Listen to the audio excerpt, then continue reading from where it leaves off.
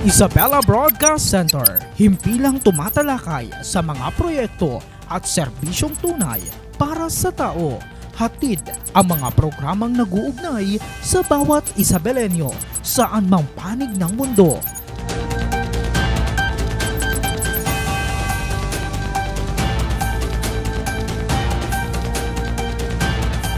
Delivering in-depth, trustworthy, and objective news. Dito ka, konektado. Magandang hapon Isabela, welcome sa panibagong edisyon ng ating programang Isabela Connect ka dito. Kasama nyo pa rin ang resident broadcaster ng Pamahalang Palalawigan ng Isabela, Ezekiel Kilang. Nitong nakalipas nga na araw, kabilang ang lalawigan ng Isabela sa hinagupit ng Super Typhoon Uwan. At ngayong hapon, kumustahin natin ang kasalukuyang sitwasyon ng ating mga frontliners. Isa ho kasi sa naitalang problema matapos ang pananalasa ng bagyong Uwan ay ang linya ho ng kuryente na hanggang sa ngayon ay meron pa rin sa ating mga kababayan ang apektado at nagtatanong kung kailan ganap na maibabalik. Maki-update ho tayo sa ilan sa ating mga frontliners lalo na sa ating electric cooperatives upang malaman ang estado ng pagpapanumbalik ng tustos ng kuryente sa ilang bayan dito ho sa ating lalawigan. Kaya naman hindi na natin patatagalin pa, nasa kabilang linya makakasama ho natin ang mga pinuno ng electric cooperatives at titignan din ho natin ang kalagayan ng Magat Dam na isang kritikal na usapin sa panahon ng matinding pag-ulan. Unahin natin sa kabilang linya si Director Sherwin Balyoga, ang Chairman of the Board ng Isabela Electric Cooperative 2. Sir, magandang hapon ho sa inyo. Welcome ho sa Isabela Broadcast Center. Magandang hapon, Sir Ezekiel. Siyempre sa mga nanonood po dyan sa inyong Facebook Live dito sa inyong palatuntunan. Yes, Sir Sherwin, no? Ano ho ang kasalukuyang porsyento ng naibalik na serbisyo ho ng kuryente sa inyong buong franchise area ho, sir? Sa ngayon, Sir Ezekiel, ay ongoing pa rin po ang ating mga restoration sa ating mga distrito na sakop ng Iselco 2 dahil mayroon pa tayong mga barangay, inner barangay na mahirap pasukin dahil nga gawa ng ating flash flood na nangyari sa bagyong Uwan. Bagamat sa mga ibang distrito ay meron na tayong naitala na 100% energized na, Sir Ezekiel. So, ibig sabihin mga ilang porsyento pa ho, sir, yung hindi pa ho nare-restore o na-fully energized ho, sir, para lang ho ma-picture na ating mga member consumer? Sa ngayon, Sir Ezekiel, no, yung tala ng ating technical department na siyang kumukuha ng report sa lahat po ng distrito na sakop ng Iselco 2 ay meron na tayong 93.23% na energized at konti na lang Sir Ezekiel, ay mawag po fully 100% energized na tayo. Meron na lamang tayong 7 point something percent na lamang na hindi pa na-energize sa Sir Ezekiel. Oh, but the question, Sir Sherwin, meron ho ba kayong target na PETSA o timeline para ho sa total energization ho sa inyong nasasakupan? Sa ngayon, Sir Ezekiel, dapat bago mag-weekend o before hanggang weekend ay ma-fully energized na lahat ang sakop ng Iselco 2 at may restore na yung mga hindi pa nare-restore at naibabalik yung linya ng kuryente sa mga sakop ng Iselco 2 sa 9 district po ng Iselco 2. Anyway, sir, sa inyo ho bang assessment, ano ho ba yung mga pangunahing damages under ho sa Iselco 2? Ano yan, karamihan ho ba natumbang mga poste? May mga naputol ho ba ng mga kable ho ng kuryente, sir?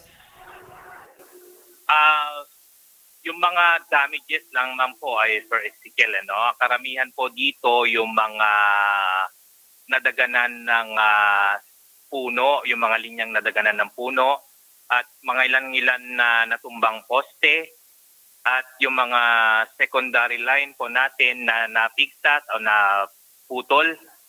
Yun po yung kadahilanan ng ating mga minor, kung tatawagin natin, mga minor damages po ng linya ng Selcodo. Yes, sir. Sir Sherwin, maaari ho ba ninyong ibahagi kung anong particular na mga barangay o feeder line ang itinuturing ninyong pinakamahirap ho na ayusin at bakit? No? Ano yung inaasahang parang ano, no? Although nabanggit ho ninyo yung restoration timeline ho ninyo. So ano ho ba yung pinakamahirap na feeder line na inyo ho talagang tinututukan ho sa ngayon? Sa ngayon po, Sir Ezekiel, sa part ng San Mariano, yung mga inner barangays na mahirap pasukin na kailangan ng maintenance o kailangan ng poste na dadalhin doon ay yung mga daan na lubog pa sa baha at may mga punong natumba at hindi pa nakiklearing. So ito yung mga nagpapahirap sa ating mga maintenance crew na pasukin yung area na yon, bagamat bago matapos yung Typhoon Yuan ay nagkaroon po tayo ng assessment na inorderan ang ating mga board of directors na mag-conduct ng field assessment sa kanilang mga nasasakupan. Ganun din yung ating general manager na nakatutok at binabantayan yung pag-energize ng ating 9 district. At ito yung nakikita natin na mahirap na sitwasyon na pasukin ng ating mga lineman ay yung mga barangay o yung mga sitios na hindi pa na-clearing ng maayos at mahirap ipasok yung mga sasakyan na Sir Ezekiel. Anyway, sige. Sir Sherwin, no, maraming salamat. I know kayo ho'y busy ho, no, sa pagre-restore ng supply ho ng kuryente sa inyong nasasakupan sa Selco 2. Ano na lang ho, sir, yung panawagan ho ninyo sa inyong mga member consumer ho under Selco 2? Ang aking lamang pong panawagan at pakiusap po sa ating mga member consumers na konting unawa po sa mga wala pa pong kuryente ay sinisikap po ng ating kooperatiba na maibalik sa lalong madaling panahon ang inyong daloy ng kuryente at sana po yung suporta nyo rin po sa ating mga maintenance crew at maintenance team na wag po tayong magalit po sa kanila bagamat sila'y naghihirap po upang may balik 24/7 ang kanilang trabaho at asahan nyo po na may babalik at may babalik po ang daloy po ng kuryente sa inyo at kung wala pa po sa inyong mga purok o barangay ay makipag-ugnayan lamang po sa opisina po ng Iselco 2 at meron po tayong mga hotlines po dyan at open din po ang aming mga linya ng Board of Directors na nakakasakop sa 9 District at ganoon din po ang ating General Manager na open po ang linya niya na pwede nyo pong tawagan para idulog po ang inyong mga concern na o kaya dun sa mga hindi pa napapailawan na purok po sa inyo. Kung hindi pa napapailawan po ang inyong purok, ay makipag-ugnayan lang din po kayo sa inyong mga barangay captains sa ganun para sila rin po makipag-ugnayan po sa ating mga technical team, sa ating mga branch office head, sa ating mga sub-office head, at meron din po tayong mga MCOP members po dyan na itinalaga sa bawat barangay po ng 9 District na handa rin pong tumulong po sa inyo para ma-identify po yung mga purok o barangay na wala pang daloy ng kuryente at lagi po tayong mag-iingat. Okay. Sir Sherwin, no, madagdag ko lang pala, kumustahin ko lang yung mga frontliners ho natin. Siyempre kayo, mga lineman ho natin, no, na noong kasagsagan pa ho ng Bagyong Uwan, talagang sila ho'y nakatutok para ibalik no, yung tustos ng kuryente. So far, kumusta ho yung mga lineman ho natin? So far po ay okay po ang ating mga lineman. Sa isang konting pasasalamat ay nakakapag-boost po ng kanilang moral. Konting pasasalamat po ay mas lalo po silang nagtatrabaho. Konting pag-unawa po ay mas lalo po silang nagtatrabaho. Yun lamang po, sabi ko nga po, konting unawa po at pagmamahal sa ating mga lineman, ipakita po natin yung suporta natin sa kanila at magtiwala po tayo sa kanila na gagampanan po nila ang kanilang tungkulin dahil yan po ang sinumpaan nilang tungkulin bago po sila pumasok sa aming kooperatiba at gagawin din po lahat ng ating kooperatiba upang may balik ang magandang serbisyo upang may balik po ang serbisyo sa mga member consumers na ipinagkatiwala nyo po sa ating kooperatiba. Chairman of the Board, Sherwin Balyoga ng Iselco 2. Sir, maraming salamat at mag-ingat po kayo. Maraming salamat, Sir Ezekiel, at mag-iingat din po kayo. Mabuhay po kayo. There you have it, mga kaibigan. Ang chairman of the board ng Iselco 2, si Sir Sherwin Balyoga. At dumako naman ho tayo sa may bahagi ho no, ng Iselco 1 na sa ating kabilang linya ho ang General Manager ng Iselco 1, si Sir Glenn Mark Aquino. Sir Glenn, welcome ho sa Isabela Broadcast Center. Magandang hapon po sa inyo. Yes, good afternoon at sa lahat ng mga listeners, magandang hapon. Yes, sir. Sir, kumustahin ho namin no, ang status ho ngayon ng restoration ng kuryente sa nasasakupan ho ninyo sa Iselco 1?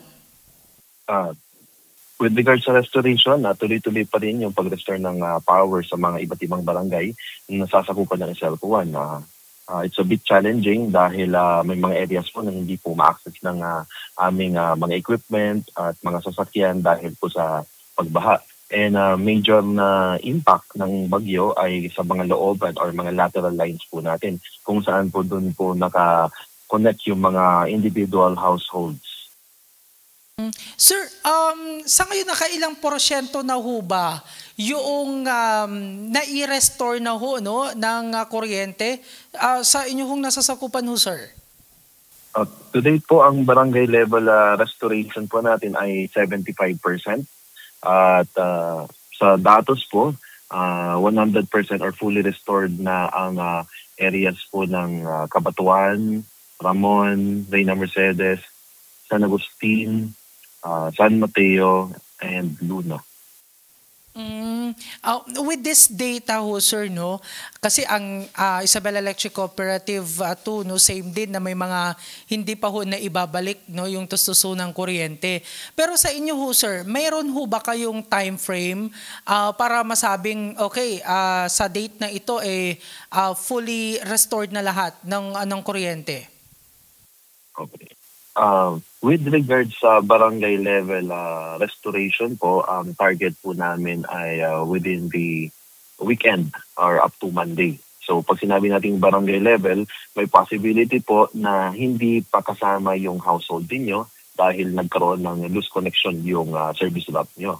Or may mga instances na hindi rin kasama yung mga purok or sitios. So, yun, target po namin within the weekend or by Monday, barangay level full restoration po. Anyway, sir, kumustahin ko lang, no? Kumusta ho ba yung assessment ho ninyo? Gaano ho ba kagrabe yung impact ho ng bagyong Uwan? Marami ho ba yung mga natumbang mga poste ho ng kuryente, naputol ho ng mga kable? So far, kumusta? Yung impact ng Uwan ay sa mga interior natin, mga lateral lines. Minor lang naman sa backbone. Nevertheless, around 10 to 15 poles yung sa mga backbone or sa mga highway lines po natin. Pero sa looban ng maraming naapektuhan na pag-lean ng mga poste, pag nabali na poste at mga naputol na linya. Isa rin na mga concern namin ay nahirapan po kami sa pagtanggal po ng mga punong kahoy or vegetation na nakahambalang sa pag-restore ng mga linya po natin. With regards sa financial impact, it is yet to be computed or ongoing pa rin yung assessment kung magkano or yung quantity and yung total cost ng impact po when it comes to financial, kung magkano yung estimated cost ng damages. Sir Glenn, no, kung titignan ho natin yung social media, ang dami ho mga member consumer yung talagang nangangailangan ho ng tustos. Although we all know, no, nabanggit ho ninyo yung mga efforts na ginagawa ho ninyo. So paano ho ninyo ine-handle yung mga ganitong sitwasyon ho, sir? Panunawan lang sa mga member consumers dahil hindi namin kayang agad-agad tustusan lahat ng mga kahilingan na magkaroon ng energization ng bawat individual household. Considering na ang member consumers natin is around 250,000 and ang workforce na naka-deploy sa ating mga coverage area is around 200 or 200 plus line workers po.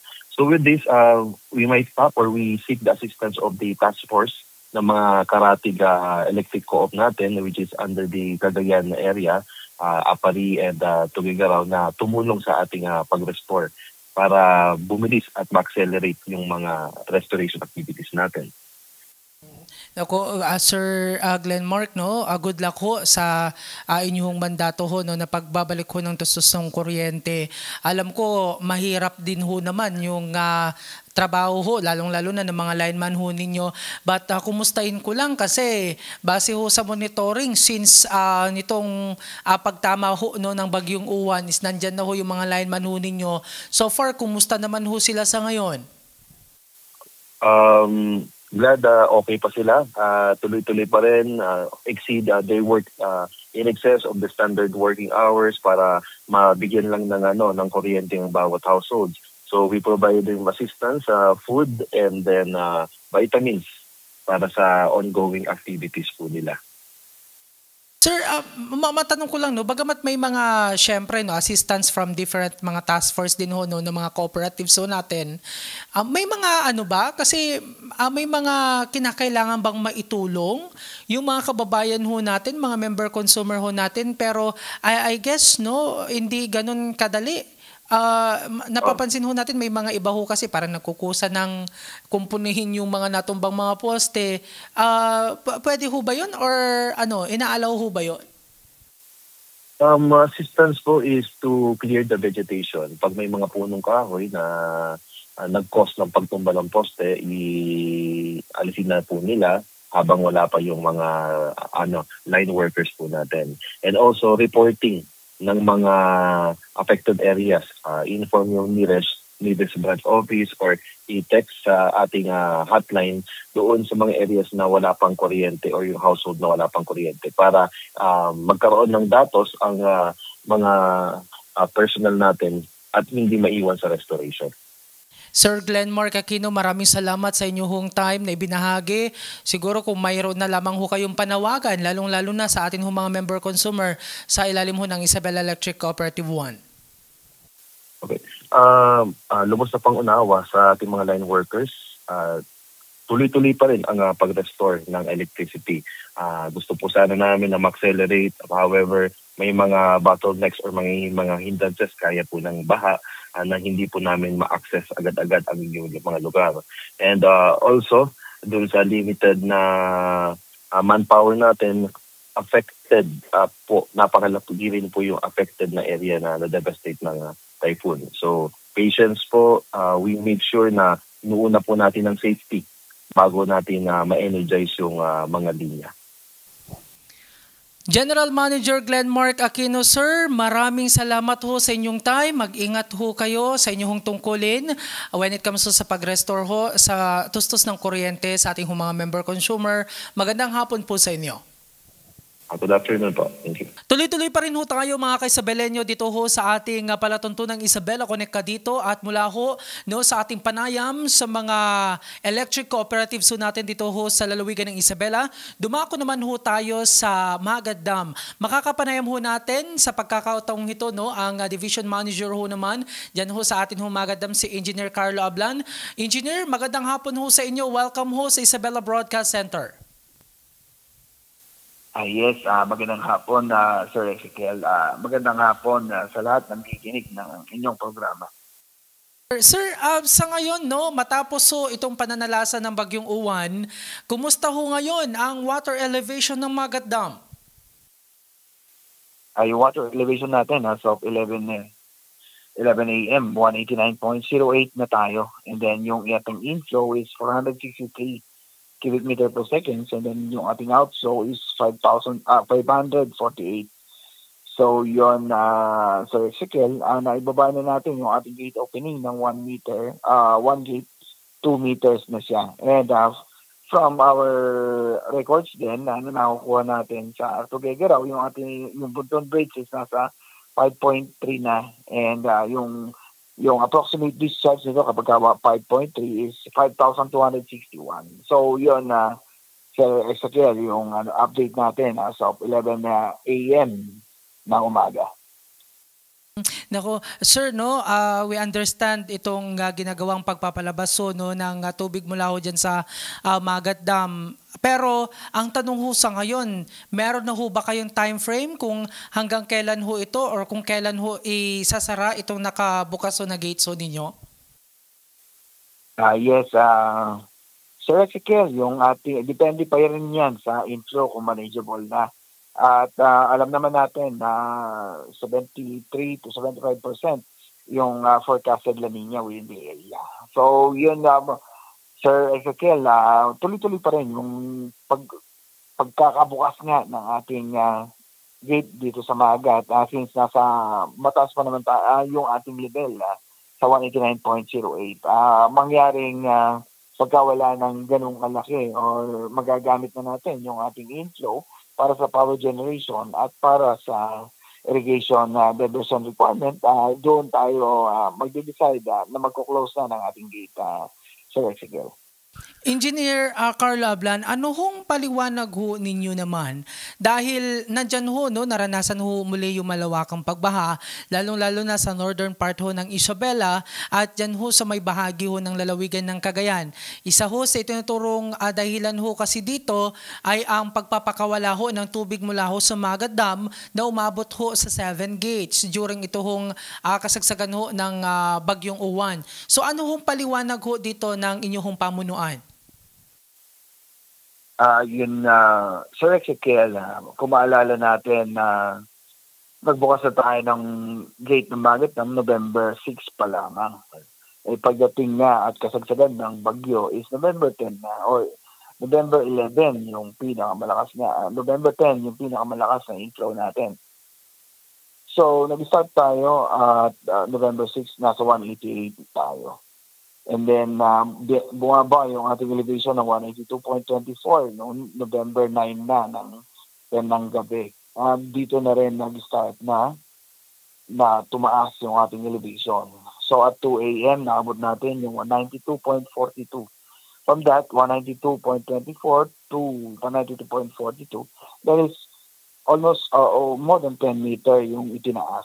May nasave tayo, na-retain tayo sa reserve at 300 MCM. And with this, mula sa commencement ng aming pagpapakaula o ng warning natin, nasunod yung ating protocol. So yan, Sir Ezekiel, yung ating max inflow is 11,713 ng alas 8 ng umaga ng November 10. At yung maximum outflow natin is 3 p.m. na nangyari. So, makikita natin na yung pumapasok or yung pumasok na tubig sa Magat Dam is 11,713. At yung pinalabas lang natin is 5,824. Pangalawang point po natin ay yung area nga ng Magat Dam uli, yung watershed area ng Magat Dam that consists of Ifugao and Nueva Vizcaya and parts of Isabela. 4,143 po iyan. At yung Kalakhang Cagayan o the Cagayan River Basin is 27,280 square kilometers. So kung bawas natin yung area ng Magat, meron tayong sobra na 23,137 square kilometers na kung saan hindi natin control o tuloy-tuloy lamang yung daloy ng tubig dito sa 23,137 square kilometers na basin. At yung Magat naman, nakikita naman natin na ito lang yung dam na nakokontrol natin yung tubig. That's why ito nga, ulitin ko, yung max inflow natin is 11,713. At yung napakaulan natin is almost half, 5,824. At yung lagi ko sinasabi, Sir Ezekiel, na Magat Dam ay hindi lang Magat Dam ang nagko-contribute ng tubig sa Kalakhang Cagayan. Marami pa pong basin yan. Just like the Ilagan River Basin, napakaluwang yan. And then yung Upper Cagayan River Basin din natin, napakaluwang yan. Na nagdadatingan from Quirino to Jones area, the Santiago, Gadanan, Jadi River, na bababa dito sa may Alikawkaw. And susunod nga itong Ilagan. Wala po, hindi po gated yan. Pag umulan, tuloy-tuloy lang po. And yung pang-apat na punto, ito namang ihambing natin sa Batya, yung buong Cagayan River basins. That consists of basins or river basins na ilagay nila natin as baso. Isa lamang ang Magat Dam sa basong iyon na nagko-contribute sa Kalakhang, Cagayan. So yun, Sir Ezekiel, regarding our opening, natipid natin yung paglalabas niya. Paano kung yung 11,713 ay dumaloy sa Magat River at tumuloy-tuloy sa Cagayan River? Ano kaya nangyari? So mga ganun na Sir Ezekiel, yung nakikita natin senaryo, mas malaki pa yung mararanasang pagbaha sa Cagayan is ever. Nadagdag pa natin yung hindi natin na-contain yung almost kalahati ng ating inflow. Sir Ezekiel. Okay, with that maraming salamat sa explanation ho na yan, Engineer Carlo Ablan. Siguro mensahe na lang ho ninyo or baka may panawagan ho kayo sa atin ho mga kababayan, lalo na malapit ho sa Ilugmagat. At the same time, yung mga kababayan ho natin na ang notion ho nila, Magat Dam ho, ang isa ho sa dahilan ho talaga ng biglaang pagtaso ng Cagayan River ho natin. Mensahe ho ninyo, Engineer. Yun sir, salamat. In behalf of our Department Manager, si Engineer Gaylio Michael Odimoloy, ang NIA, lalo na NIA Marisa, nagpapasalamat sa lagi niyong pag-aanyaya sa amin upang bahagi namin yung mga aming operation dito. Pangalawa, yun na nga, na iwas-iwasan muna ang pamamalagi sa Ilog-Magat. Sana iwasan muna mangisda, mamalagi nga dito sa area.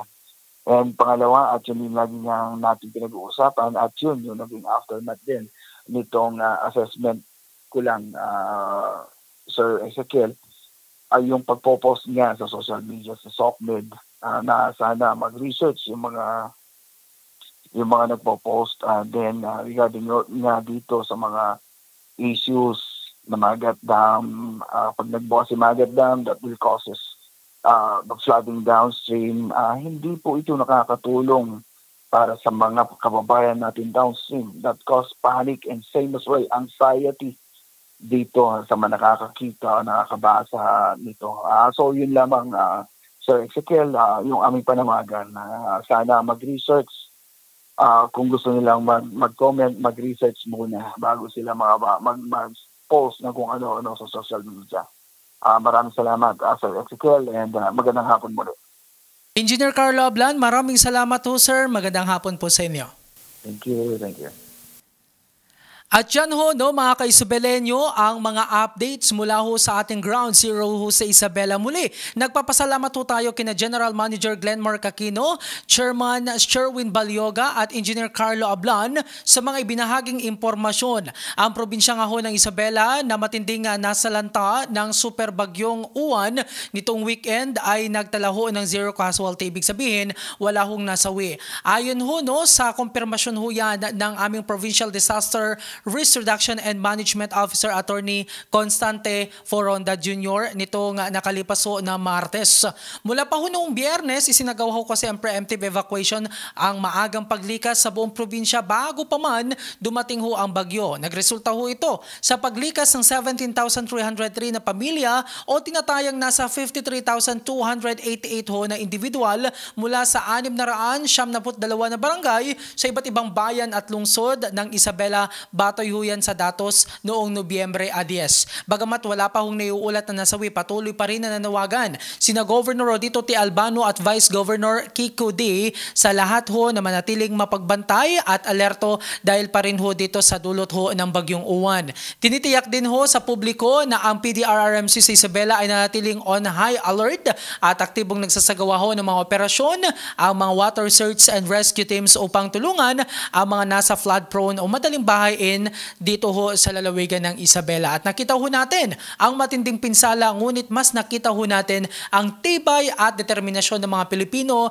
lalo na ng mga Isabelenyo. Isang malaking pasasalamat ho sa ating mga frontliners, responders at iba pang mga kawani ng gobyerno na walang sawang nagtrabaho upang ibalik ang normal na buhay sa atin hong probinsya. Sa ating hong mga kababayan ho dito sa lalawigan ng Isabela at sa lahat ng tinamaan ni Super Typhoon Uwan. Tandaan po natin, ang pagbangon ay hindi madali, ngunit ito ay sigurado. Magtulungan, mag-ingat at huwag kalimutang humingi ng tulong.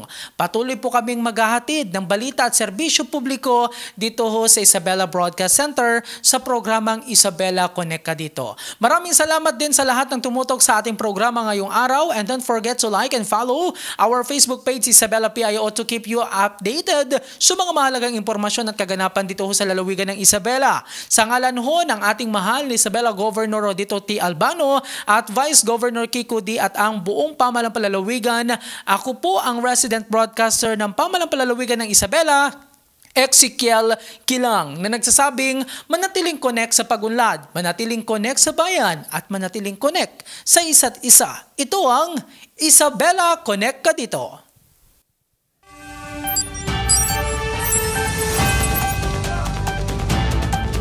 Isabela Broadcast Center, himpilang tumatalakay sa mga proyekto at serbisyong tunay para sa tao. Hatid ang mga programang nag-uugnay sa bawat Isabelenyo saan mang panig ng mundo.